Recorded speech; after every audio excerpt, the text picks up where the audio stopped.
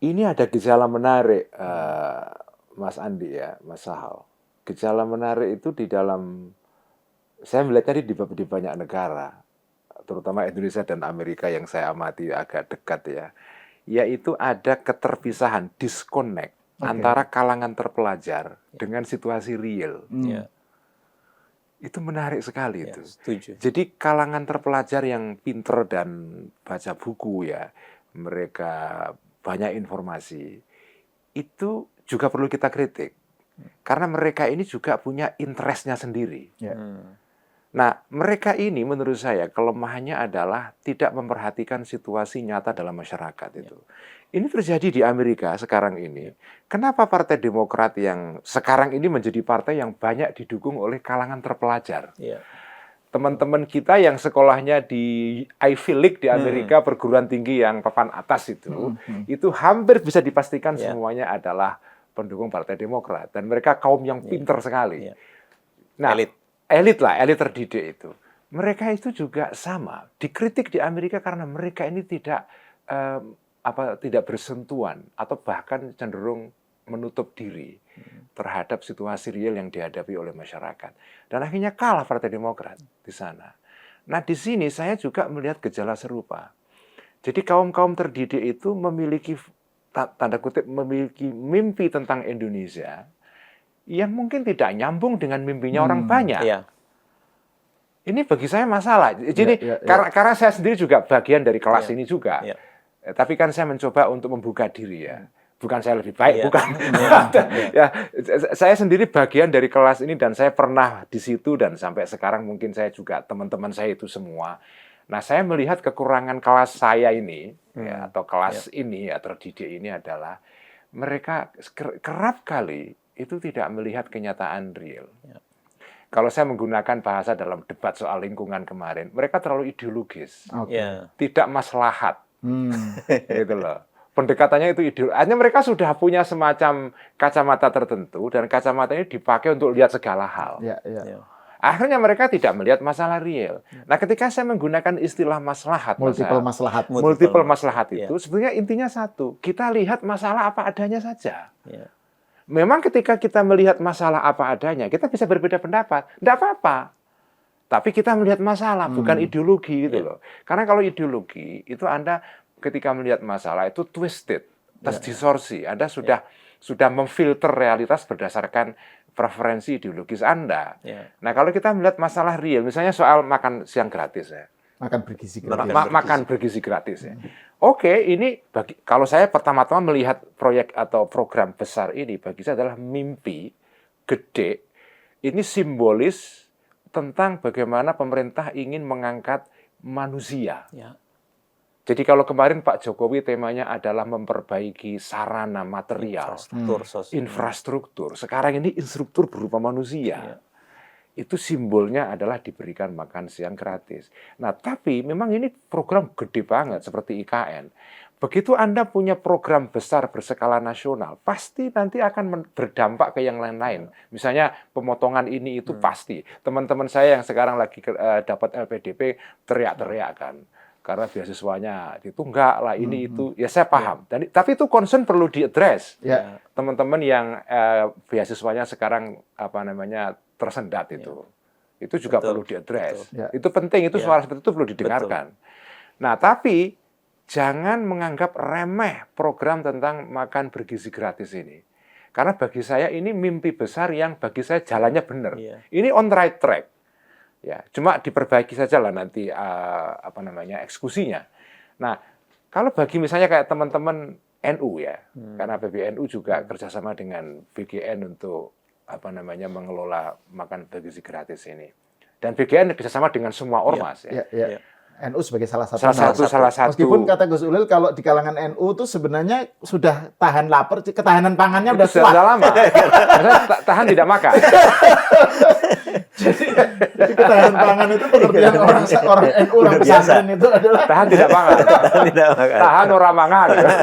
Oke, sorry, bisa dilanjutkan. Nah, jadi kalau insting teman-teman NU ketika mendengar program makan siang gratis, langsung sederhana instingnya. Ini menggerakkan ekonomi rakyat. Gitu. Nah, maksudnya kan Jadi ternyata insting masyarakat itu juga beda-beda. Insting kalangan terdidik itu langsung ini korupsi. Ya. Nah, kalau rakyat isinya lain. Oh, ini menggerakkan ekonomi rakyat. Nanti beli sayur, telur, mie, segala macam dari rakyat gitu loh.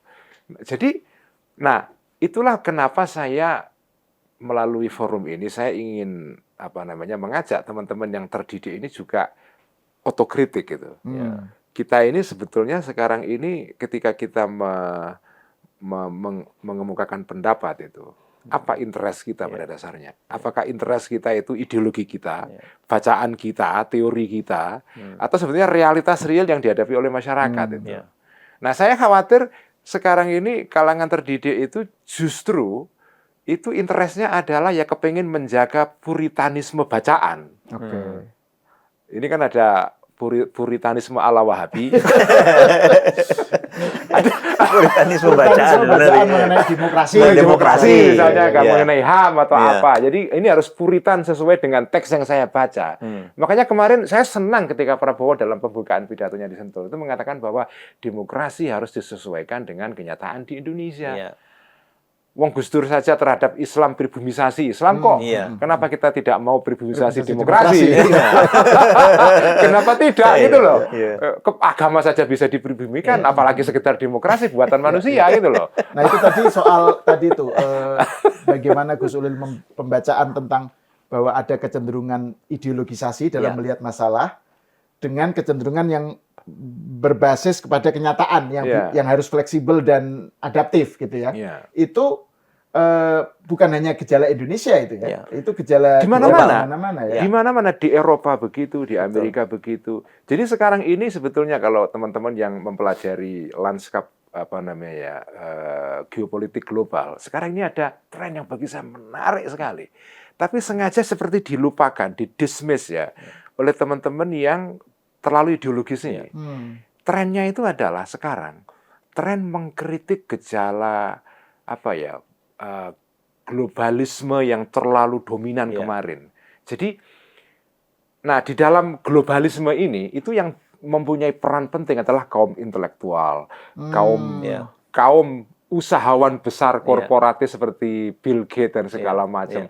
Jadi mereka itu ketika merancang dunia berdasarkan mimpi global mereka. Nah, tapi ini bukan sekedar mimpi, Pak Sahal. Mereka mengusulkan policy-policy yang dampaknya secara nasional real. Nah, sekarang timbul reaksi ini. Orang-orang dari berbagai negara, di Amerika, di Italia, di Jerman, sekarang ini ada orang-orang yang merasa terdampak dari kebijakan-kebijakan yang dibikin oleh orang-orang yang duduk di institusi global, yang tidak dipilih ini. Mereka membuat kebijakan-kebijakan tentang lingkungan global, tentang gender, tentang macam-macam. Tapi mereka tidak tidak melihat kenyataan real di masyarakat. Sekarang timbul pemberontakan. Makanya sekarang ini kalau disebut partai kanan itu naik daun, itu sebabnya antara lain karena orang-orang pinter mengabaikan realitas. Betul. Dan itu gejala global itu. Bagi saya ini serius sekali. Nah, kalau teman-teman kalangan intelektual itu mau bersikap dialektis. Ini kalau kita pakai teori filsafat kiri kan kita mestinya dialektis. Dialektis dalam pengertian kita punya pandangan begini, kenyataannya lain. Beda. Ya kita koreksi dong pandangan kita. Nah, sekarang menurut saya teman-teman yang terdidik yang ideologis ini tidak dialektis.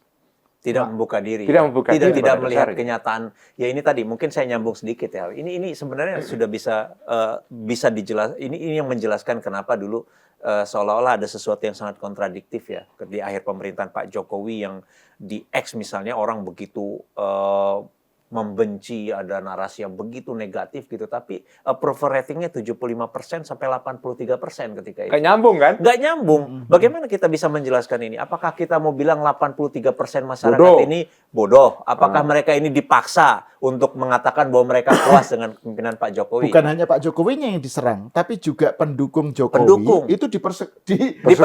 Misalnya kayak yang terakhir ini, misalnya bahkan dia juga sebenarnya bukan pendukung Jokowi dalam arti fanatik ya, cuma mempertanyakan aja. Misalnya Iwan Fals bikin tweet, bikin posting di X, ada di Jokowi, salahnya apa Jokowi gitu? Kan hanya bertanya saja. Wah, Iwan Fals diserang Dihabisin. habis Betul. gitu.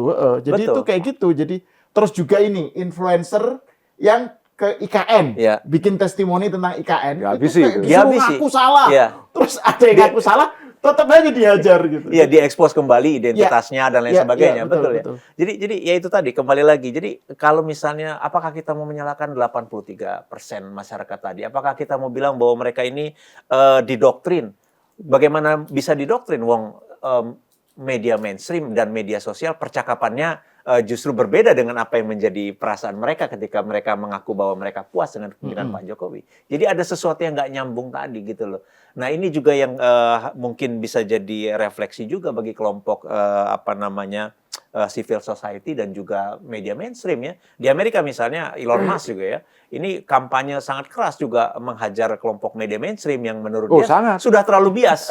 Sudah terlalu bias kata dia. Ini tidak berdasarkan kenyataan tidak berdasarkan kenyataan tapi Betul. berdasarkan ideologi tadi, Betul. cara pandang yang memang sudah fix di dalam diri mereka dalam melihat dunia. Jadi saya pikir ini merupakan setuju dengan Gus Ulil apa yang terjadi di dunia saat ini adalah upaya pembalikan. Di Jerman juga kemenangan partai Alternative für Deutschland AfD itu bukan melulu karena kelompok neo-Nazi, tapi kelompok masyarakat biasa yang memang merasa bahwa ada sesuatu yang nggak benar Iya. Dengan kebijakan Merkel sebelumnya, gitu loh, sehingga mereka di antara partai-partai yang ada yang dianggap paling bisa memenuhi harapan mereka ini adalah AfD dengan suka atau tidak suka, sehingga AfD sekarang sudah nomor 2 rasanya di bawah partai Merkel. Dan Elon Musk dengan terang-terangan dia nulis kan, Betul, mendukung. kalau Jerman mau selamat dukung AfD. betul. Gitu. Dia AfD. Jadi ini ada sesuatu yang lebih genuine tadi Betul, yang gue sudah genuine, bilang. genuine. Ada genuine, ada perasaan genuine dari masyarakat memperlihatkan ketidakpuasan terhadap cara pandang dunia yang sebelumnya yang mungkin dianggap lebih bagi mereka ini apa sih ngomong tentang tema-tema yang saya nggak pahami. Yang kita butuh adalah makan bergizi, yang kita butuhkan adalah sekolah yang gratis, kesehatan yang terjangkau dan lain sebagainya. Kenapa orang-orang ini begitu benci dengan apa yang dikerjakan oleh Dan saya mau pemimpin? melindungi budaya saya dari serangan para imigran. Betul, gitu kan. itu kan sesuatu Ini yang kemarin di Munich ada demonstrasi. Bukan Oh, ada yang serangan itu ya? serangan Iya, betul. mobil ditabrakkan ke massa ke masa, betul. imigran Afgan kan. Betul. Jadi Dan sayangnya pakai mobil yang saya suka itu. saya nggak mau ingin Mini Cooper. Iya, Kurang ajar itu. sayang mobilnya. Itu yang menarik ya, Gus Ulil dan Bro Andi menyebut soal Elon Musk. Yang menarik kan ini, jadi kalau di X yang di Indonesia, itu kan kebanyakan justru yang menguasai, yang mendominasi itu kalangan yang Negatif. Ini yang negatif. gampang menghakimi. Iya. Jadi kebenaran adalah anti Jokowi. Betul. Kalau kamu mengapresiasi Jokowi berarti kamu itu buzzer, atau kamu itu pokoknya brainwash, atau pokoknya sesuatu yang Negatif, jelek. jelek. Jadi Nyebokin istilahnya. Nyebokin. Tapi Nyebokin kalau dalam rezim. level platform X yang secara Global. global, justru sebaliknya ya. Betul. Iya. Kalau Menarik nih, Gus secara Uli, ya. global, mungkin kita bisa bicarakan dalam sesi terpisah ini, Iya, Mas iya, Al. Jadi secara global memang X sekarang ini menjadi platform yang memberikan suara kepada kelompok kanan. Iya. Nah, kalau Anda mau mengetahui aspirasi kelompok yang sebaliknya, kelompok kiri progresif ya, itu ada platform lain yang juga bagus, Blue Sky namanya. Nah, saya punya di dua-duanya. Ya, jadi kalau Jadi saya mengamati lengkap. jadi karena saya kan kepengen berpikir dialektis. Iya. Jadi saya lihat yang percakapan di Blue Sky apa, di di X apa. Iya. Karena terus terang tadi benar yang dikatakan Mas Andi. Elon Musk kan kritik media mainstream. Di sana disebut dengan MSM ya, mainstream media. Itu kalau kita baca perkembangan dunia ini berdasarkan apa yang ditulis di dalam CNN, New York Times, The Guardian, Washington Post, atau bahkan Wall Street Journal. Itu kalau kita baca hanya di sana, kita hanya mendapatkan gambaran separuh. Nah, separuh yang lain harus kita dapatkan dari percakapan genuine yang berlangsung secara spontan di masyarakat ini. Memang trikinya adalah kalau kita baca yang percakapan spontan di media sosial ini, kita bisa tertipu juga. Oke. Kita harus kritis juga. Makanya saya berusaha untuk melihat percakapan di dua platform sekaligus. X saya lihat, Ya. Blue Sky juga saya lihat. Blue Sky ini kebanyakan isinya yang Kaum pendukung Demokrat, kelompok, ya, kaum pendukung Demokrat, inilah ya. kaum apa Kamala namanya, Harris, Kamala Harris, Biden, pendukung gitu ya. Biden di sana. Ya. Nah, di situ kita bisa melihat ini yang saya lihat sebetulnya bukan hanya situasi di Amerika. Bagi saya ini gambaran global sebetulnya. Ya. Karena kita kan sekarang ini ya terhubung satu dengan yang lain ya. Gejala yang terjadi di Eropa atau di Amerika itu resonansinya juga ada di sini juga. Ya. Nah, saya kadang-kadang kalau melihat perkembangan politik di sini, itu ada kemiripan-kemiripan yang banyak dengan Betul. situasi global. Salah satunya tadi itu disconnect, Ya. ya, ketidaknyambungan antara kalangan terdidik dengan situasi real. Itu ternyata gejala global Ya. itu. Hmm. Gejala global itu. Dan bagi saya ini patut menjadi semacam otokritik lah. Ya. Bagi kalangan terdidik, karena kalangan terdidik itu punya kemampuan membangun narasi. Begitu narasi yang mereka bangun kemudian dominan, tapi kemudian narasi ini narasi ideologis yang mentwist, mendistorsikan realitas, kan bahaya sekali. Betul. Bahaya sekali menurut saya itu. Ya. Ya. Dan ini sebenarnya isu yang menarik dan mungkin cocok dibicarakan pas Ramadan ya, karena sangat bernuansa Tawassut diskusi ya? pemikiran tentang peranan intelektual. Betul ya. Ya kan, Peran kalau dulu intelektual. wacananya itu kan intelektual itu Ya. melacur kalau Ya. dia Mendukung. mendukung penguasa gitu, Ya. mendukung puasa, Ya. penguasa gitu. Misalnya lagi masa hal ya, selama ini kan ada gambaran yang disebut dengan civil society yang genuine harus melawan pemerintah. Harus kritis. Itu bagi saya juga, loh kenapa? Kayak kemarin Pak Prabowo, ini kenapa kok ada istilah 100 hari itu? Dari mana itu? Wong sekolah itu kan nggak bisa 100 hari, setahun. Ada-ada aja ini orang-orang pinter ini. Nanti kalau pemerintah nggak dapat nilai yang bagus, mereka sendiri yang kecewa. Lucu kemarin itu, pidato Pak Prabowo itu lucu itu.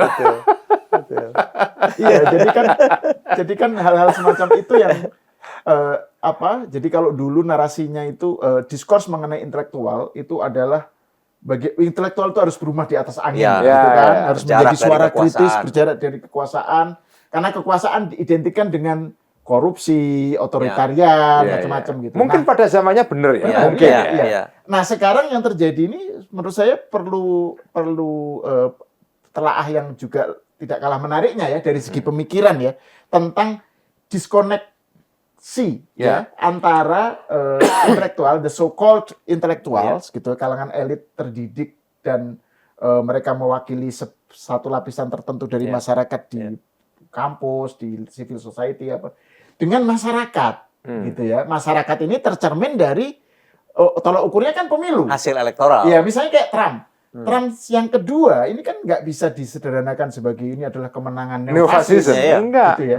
Karena kan di sini ada faktor-faktor baru, ada tech bros yang mendukung, terus ada hal-hal baru yang itu kemudian loh kok Trump bisa menang sweeping victory? Ya. Betul. Kemenangan yang betul-betul bukan hanya mutlak, bukan hanya popular vote kan?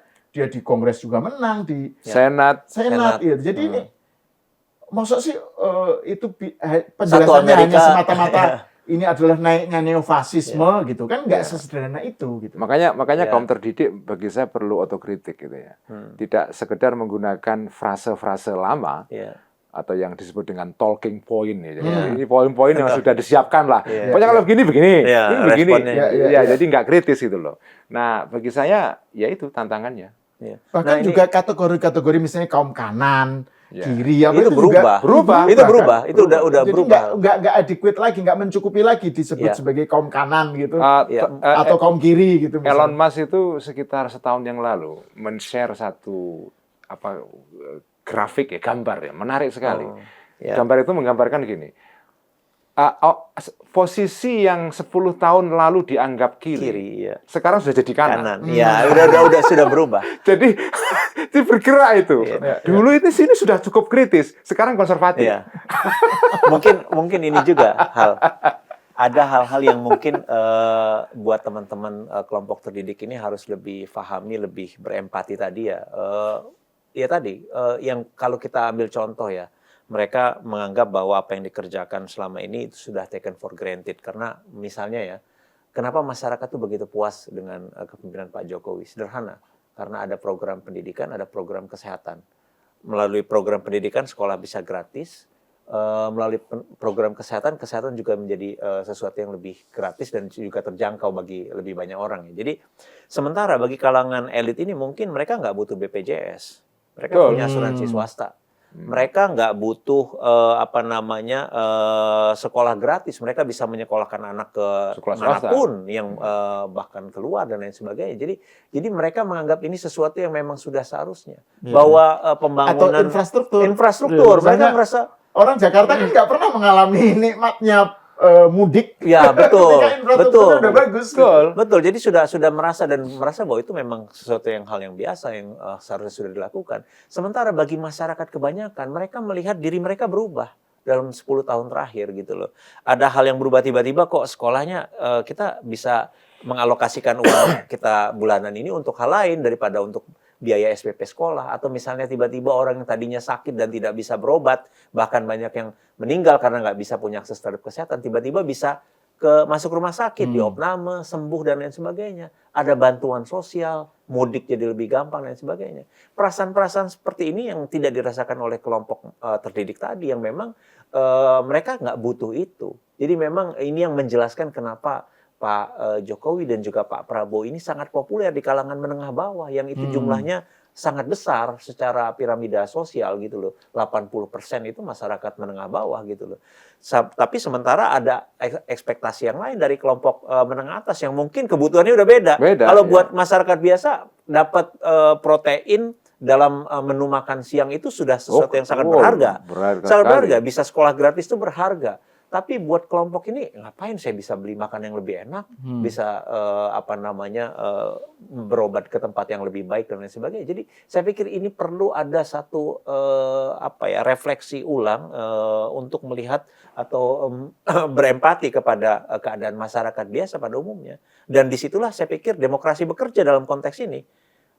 Dalam konteks ini kan artinya dalam artian pandangan-pandangan yang bias tadi itu tidak terrepresentasi dari hasil elektoral di pemilihan presiden. Orang tetap puas, orang tetap memilih Pak Prabowo pada akhirnya yang waktu itu berkampanye dengan pesan keberlanjutan. Jadi saya pikir ini satu catatan yang juga mungkin masyarakat juga harus mulai melihat dengan lebih kritis pesan-pesan terutama di platform X yang saya pikir udah noise-nya sudah sangat terlalu besar gitu loh, sehingga kita tidak bisa objektif lagi melihat keadaan gitu loh.